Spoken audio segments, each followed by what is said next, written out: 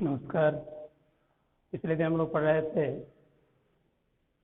गोलीय पृष्ठ से अपवर्तन, प्रकाश का अपवर्तन के लिए पढ़े हम लोग n2/v minus n1/u is equal to n2 minus n1/R।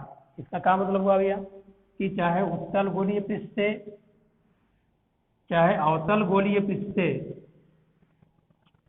उत्तल गोलीय पृष्ठ से चाहे अवतल गोलीय पृष्ठ से, यहाँ इस वक्ता पृष्ठ की त्रिज्या R है, इस वक्ता पृष्ठ की त्रिज्या क्या है? R है। इस पृष्ठ से u दूरी पर n1 अपवर्तनांक के माध्यम में, u दूरी पर n1 अपवर्तनांक के माध्यम में, या इस पृष्ठ से u दूरी पर n1 अपवर्तनांक के माध्यम में, और ये आपका गोलीय पृष्ठ है जिसका अपवर्तनांक है n2, इसका अपवर्तनांक, इसके पदार्थ का अपवर्तनांक n2 है। u दूरी पर यदि बिंदु वस्तु स्थित होती है तो उसका प्रतिबिंब आभासी चाहे वास्तविक n2 अपवर्तनांक के माध्यम में v दूरी पर प्राप्त होता है। इसके लिए सूत्र हमारा मिलता है कि n2/v minus n1/u is equal to n2 minus n1/R। और हम लोग पढ़े हैं कि यदि पहले माध्यम के सापेक्ष दूसरे माध्यम का अपवर्तनांक यदि n बराबर n2/n1 है तो यही हमारा सूत्र हो गया था n/v minus 1/u is equal to n minus 1 into R। ये सूत्र हम लोग पढ़ चुके हैं पिछले दिन। इसको हम लोग पिछले दिन पढ़े हैं। इसमें R क्या है? इस गोलीय पृष्ठ की वक्रता त्रिज्या है, इस गोलीय पृष्ठ की वक्रता त्रिज्या है। वो वक्रता त्रिज्या किसकी है भैया? जिस गोलीय पृष्ठ को केंद्र मान करके यह बनाया गया है गोलीय पृष्ठ, जिसको केंद्र मान करके ये C है, ये भी इसका C है केंद्र, ये जो त्रिज्या है वही वक्रता त्रिज्या कहलाती है, वो R है। अब इसका ये मध्य बिंदु, इस गोलीय पृष्ठ का मध्य बिंदु जिसको हम कहते हैं ध्रुव P पोल, ध्रुव P पोल कहते हैं। वक्रता त्रिज्या, वक्रता केंद्र और ध्रुव P से होकर जाने वाली जो काल्पनिक रेखा होती है उसे हम मुख्य अक्ष कहते हैं। मुख्य अक्ष, मुख्य अक्ष होती है। अब ध्यान दीजिए,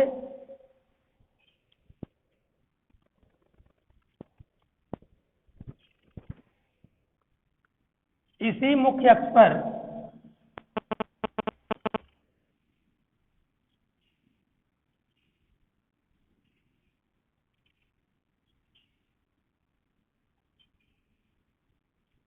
ये n2 अपवर्तनांक का माध्यम है, ये n1 अपवर्तनांक के माध्यम में वस्तु स्थित है, ये n2 अपवर्तनांक का माध्यम है।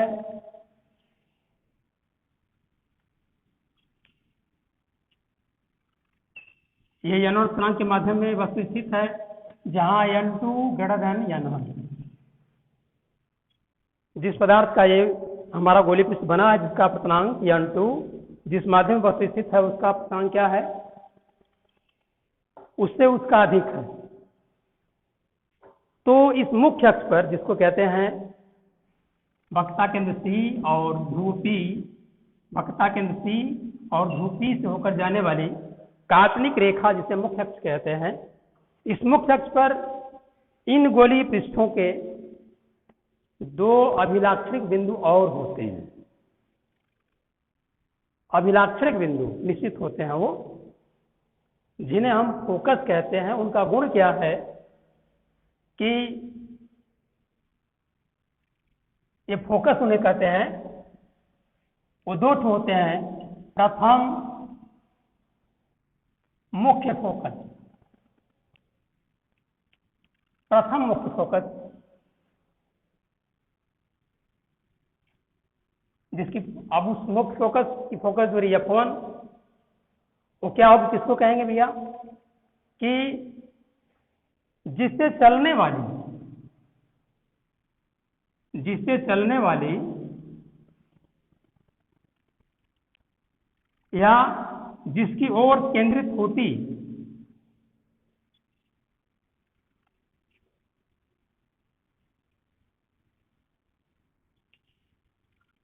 केंद्रित होती प्रतीत किरणें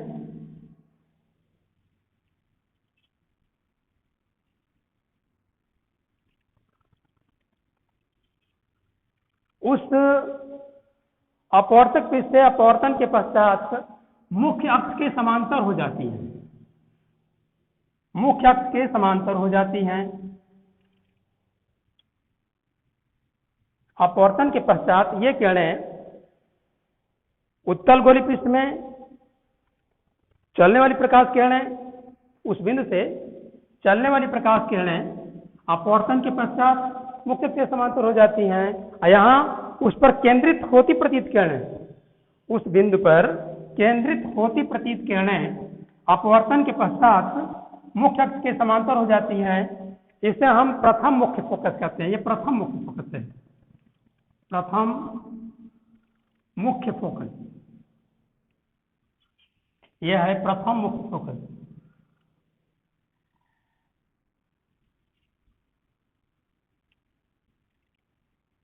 प्रथम मुख्य फोकस है। और इस प्रथम मुख्य फोकस की इस ध्रुव P से, यह ध्रुव है आपका ध्रुव P से जो दूरी होती है इसे फोकस दूरी कहते हैं। ये F1, ये फोकस दूरी F1, फोकस दूरी F1 कहलाती है।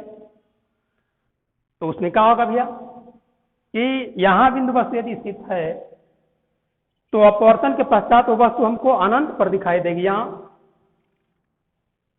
मतलब वो जो अपवर्तन का हमारा सूत्र है n/v - 1/u = n - 1/R में हम रखेंगे कि u बराबर f, u बराबर f तो v बराबर infinity, v tends to infinity. प्रथम मुख्य फोकस के लिए F1 के लिए u = F1 तो v टेंड्स टू इंफिनिटी। इस मान को हम रखेंगे तो क्या हो जाएगा भैया n/∞ - 1/F1 = n - 1/R। R क्या हो जाएगा भाई F1 = -R/n-1। ये फर्स्ट इक्वेशन, F1 = -R/n-1। ये प्रथम फोकस दूरी है। और इसी का उल्टा, ये जो है इसी का उल्टा हो जाएगा दूसरा,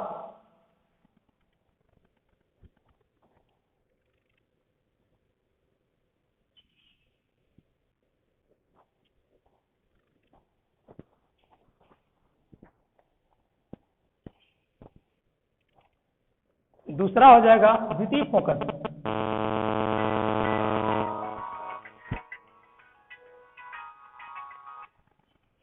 हेलो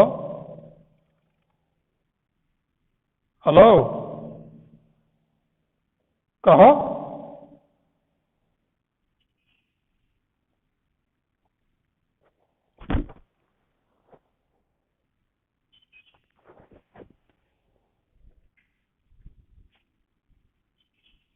द्वितीय फोकस,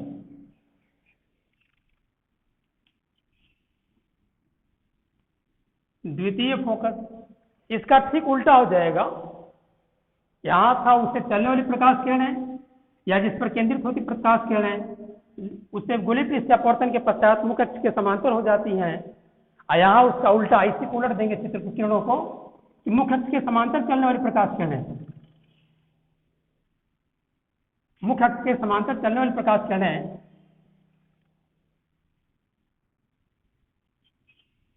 उत्तल गोलीय पृष्ठ में जिस पर फोकसित होती हैं, जिस पर केंद्रित होती हैं,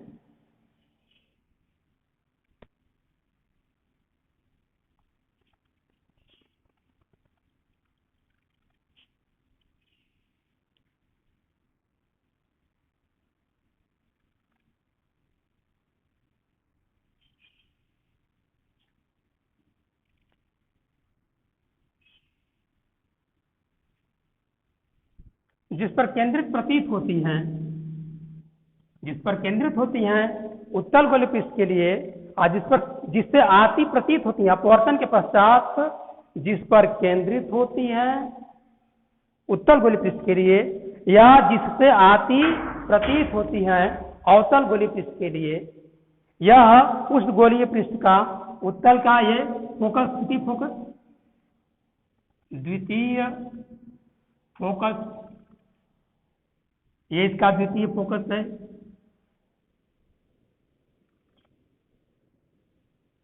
द्वितीय फोकस, ये भी इसका द्वितीय फोकस है, उत्तल गोलीय पृष्ठ का, ये अवतल गोलीय पृष्ठ का है। यहाँ से आती प्रतीत होती है, वहां इससे पहले केंद्रित होती प्रतीत हो रही थी, यहाँ उससे आती प्रतीत होती है, और यहाँ उससे चलने वाली चल रही थी वास्तव में, यहाँ वास्तव में केंद्रित हो रही हैं।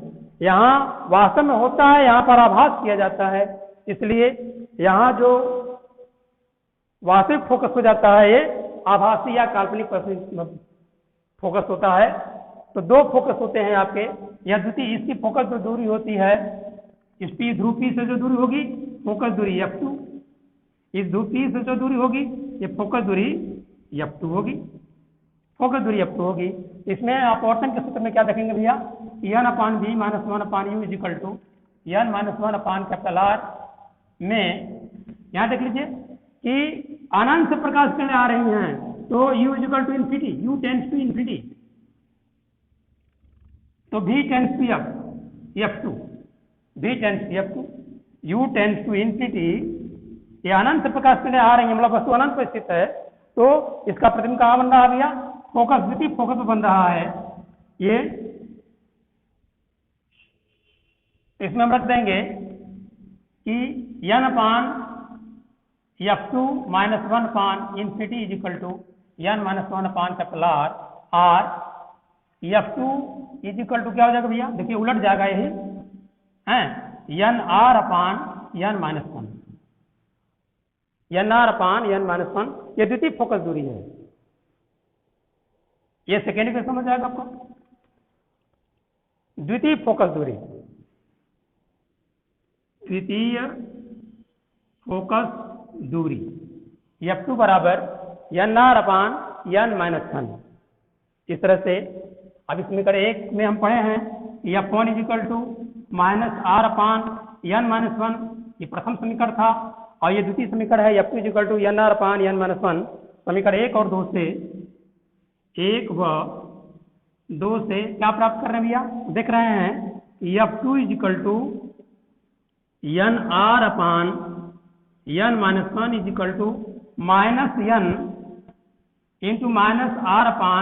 -R/n-1।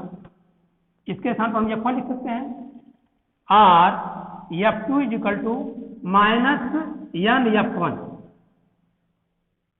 -nF1, ये तीसरा समीकरण आपको मिल गया। दोनों फोकस दूरियों में संबंध है, ये प्रथम फोकस दूरी, ये द्वितीय फोकस दूरी, दोनों फोकस दूरियों में संबंध है। देख लीजिए कि द्वितीय फोकस दूरी प्रथम फोकस दूरी की n गुनी, n जहां पदार्थ का पहले माध्यम के सापेक्ष अपवर्तनांक है गोलीय पृष्ठ के पदार्थ का, और यह है आपका प्रथम फोकस दूरी, यह है दूसरे द्वितीय फोकस दूरी, तो द्वितीय फोकस दूरी बराबर यह -n/n/f1। इससे मतलब हुआ कि माइनस है, यहाँ फोकस दूरी, प्रथम फोकस दूरी का n गुना तो हमें करता अपवर्तनांक के गुने के बराबर होगा, लेकिन यह ऋण चिन्ह बताता है कि दोनों फोकस होते हैं विपरीत दिशा में। माइनस चिन्ह बता रहा है कि एक तो उस गोलीय पृष्ठ के एक तरफ होगा, तो दूसरा गोलीय पृष्ठ के दूसरी तरफ होगा। यहाँ देख रहे थे उत्तल गोलीय पृष्ठ में है प्रथम फोकस आने वाली प्रकाश किरण की दिशा में था, और अवतल गोलीय पृष्ठ के लिए अपवर्तन की दिशा में था, और द्वितीय फोकस के लिए देख लीजिए भैया, द्वितीय फोकस क्या है, अपवर्तन की दिशा में है, यहाँ क्या है, आने वाली की दिशा में है, विपरीत दिशा में है। दोनों फोकस दोनों गोलीय पृष्ठ, उत्तल या अवतल, दोनों गोलीय पृष्ठों के लिए विपरीत दिशा में होते हैं। ऋण चिन्ह यही दर्शाता है।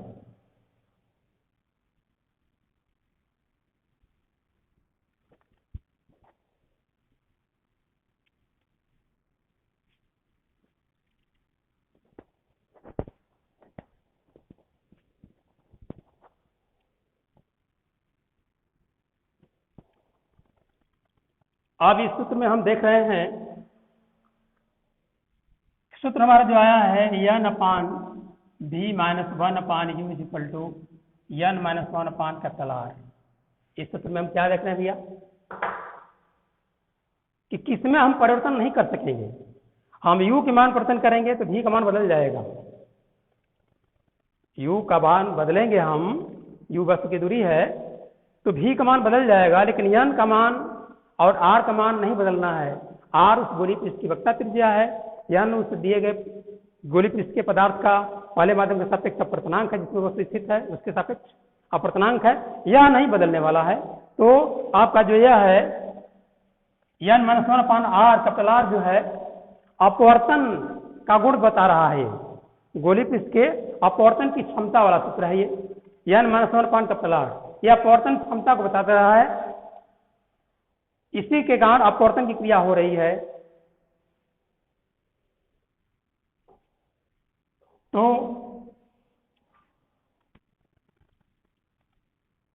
अब हम पढ़ेंगे लेंथ।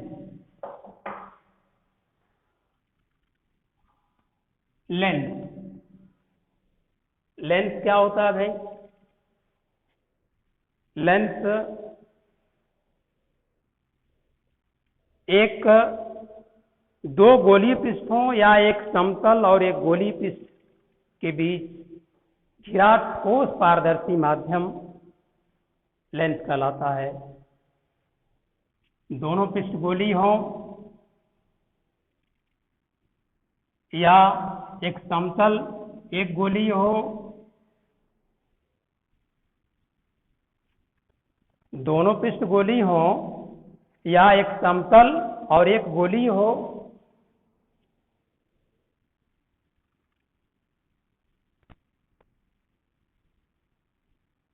ऐसे माध्यम को, ऐसे जो ठोस माध्यम होगा दो गोलीय या एक समतल और एक गोलीय पृष्ठों के बीच घिरा ठोस पारदर्शी माध्यम लेंस कहलाता है। अब पृष्ठ कैसे हैं, उन्हीं पृष्ठ के नाम पर उन्हें उस लेंस का नाम होता है। जैसे दोनों पृष्ठ बाहर की ओर उभरे हुए हों तो उभयोत्तल कहते हैं इसे हम, उभयोत्तल लेंस। ये उभय अवतल है, दोनों पृष्ठ अवतल हैं, अवतल में भीतर की ओर धंसे हुए, ये अवतल पृष्ठ हैं। ये उत्तल मैंने उभरे हुए, अवतल मैंने धंसे हुए, ये उभय अवतल है, उभय अवतल।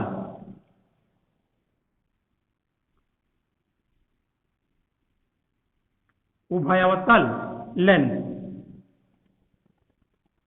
उभयोत्तल को उत्तल लेंस, केवल उत्तल लेंस भी कहते हैं, और उभयावतल को केवल अवतल लेंस भी कहते हैं।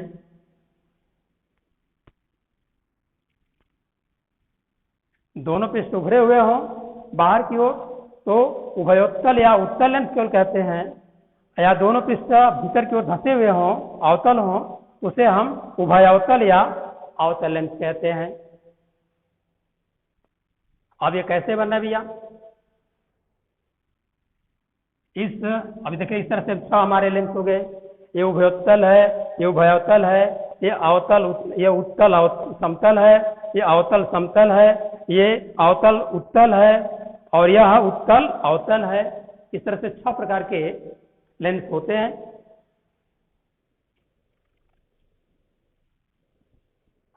हम यहाँ अध्ययन करेंगे उभयोत्तल या अवतल लेंस, उभयावतल लेंस के बारे में। इसमें उत्तल लेंस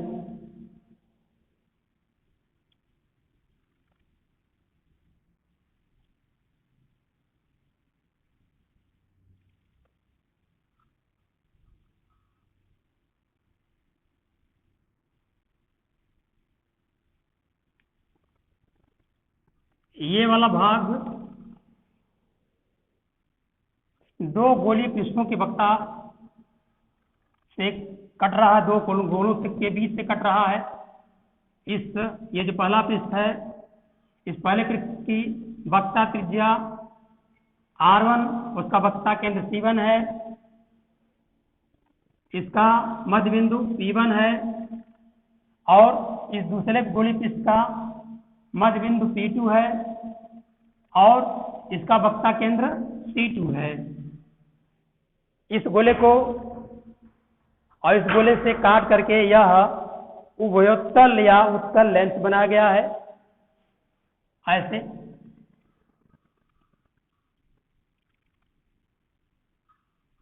इसकी वक्ता त्रिज्या R1, इसकी वक्ता त्रिज्या R2। इसमें क्या भैया, ये दो लेंस हैं, ये दो गोली पृष्ठ हैं। इस गोली पृष्ठ का वक्ता केंद्र यहाँ C1 है, इसकी वक्ता त्रिज्या ये R1 एक पृष्ठ है, इसका मध्य बिंदु P1। इसका वक्ता केंद्र क्या है, C2 है, इसकी वक्ता त्रिज्या R2 है, इसका मध्य बिंदु क्या है, P2 है। ऐसे इन दोनों गोली पृष्ठों के बीच में यह पारदर्शी माध्यम ठोस बचेगा। इसको कहते हैं अवतल लेंस, इसको कहते हैं उत्तल लेंस।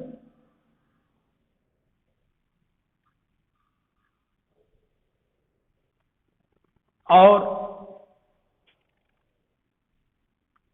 लेंस के दोनों पृष्ठों के मध्य बिंदु और वक्ता केंद्र से होकर जाने वाली जो रेखा होती है इसे मुख्य अक्ष कहते हैं। मुख्य अक्ष, ये भी यहां इसका क्या है, मुख्य अक्ष। मुख्य अक्ष। और इस पृष्ठ की, जिस गोले से काट करके ये पृष्ठ बनाया गया है उसकी त्रिज्या, इसकी वक्ता त्रिज्या R1 होती है, इसकी वक्ता त्रिज्या R1 होगी, जिससे काट करके ये बनाया गया है पृष्ठ। दूसरा ये पृष्ठ जिससे बना है, जिसकी वक्ता त्रिज्या, मतलब जिस गोले से काट करके इसको बनाया गया है उसकी वक्ता त्रिज्या R2, उसका केंद्र वक्ता केंद्र C2। इसका, ये दूसरे पृष्ठ का यहाँ वक्ता केंद्र C2, वक्ता त्रिज्या R2 है।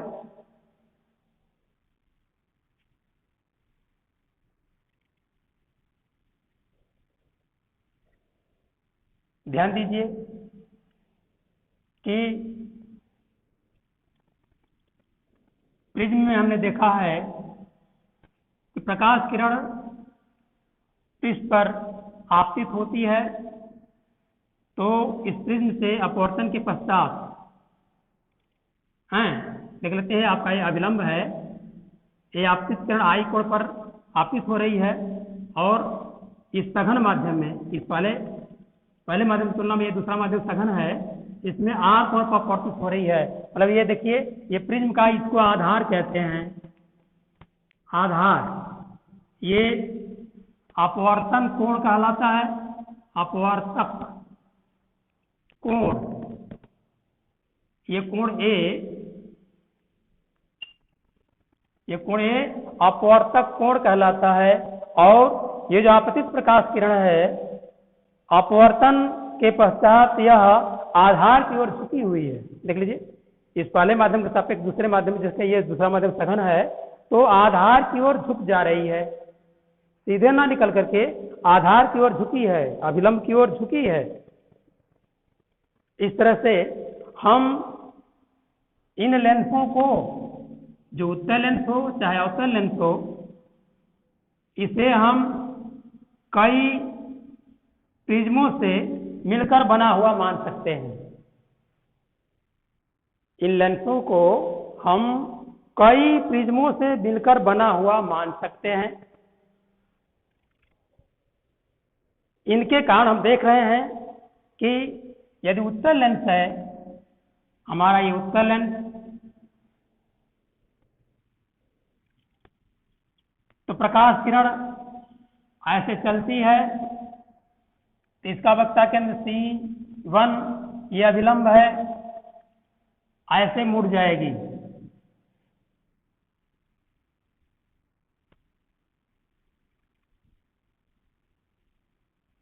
ऐसे प्रकाश किरण जा रही है, ऐसे मुड़ जाएगी, अभिलंब की ओर मुड़ जाती है, आधार की ओर मुड़ जाती है। यहाँ यह अवतल लेंस है, इसमें प्रकाश किरण ऐसे चल रही है,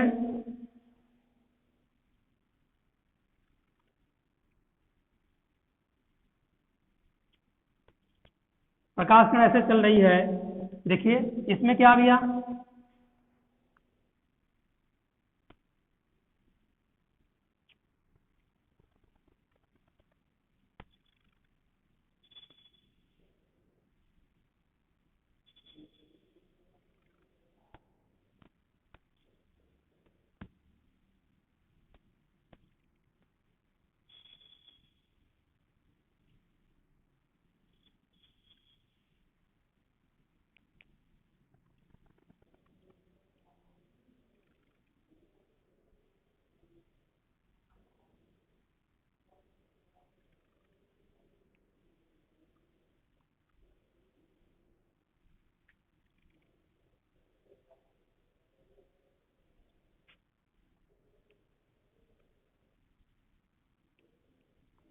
देखिए, इसमें उत्तल लेंस में आधार अक्ष की मुख्य अक्ष की ओर होता है।